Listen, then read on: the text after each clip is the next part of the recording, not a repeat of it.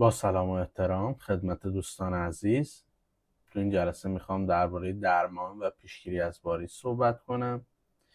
نکته اولی که باید بدونیم اینه که هیچ داروی خوراکی و موضعی برای درمان واریس وجود نداره.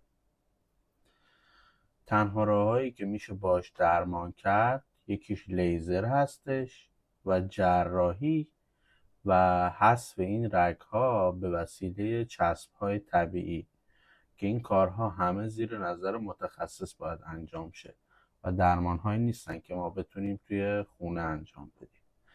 ولی راههایی وجود داره که میتونیم پیشگیری کنیم از واریس‌ها. نکته اولی که باید رعایت کنیم اینه که به مدت‌های طولانی سر پا وای نستیم و نکته دوم اینه که اگر سابقه خانوادگی داریم حتما از جوراب‌های ضد واریس استفاده کنیم. ممنون از شما که به توضیحات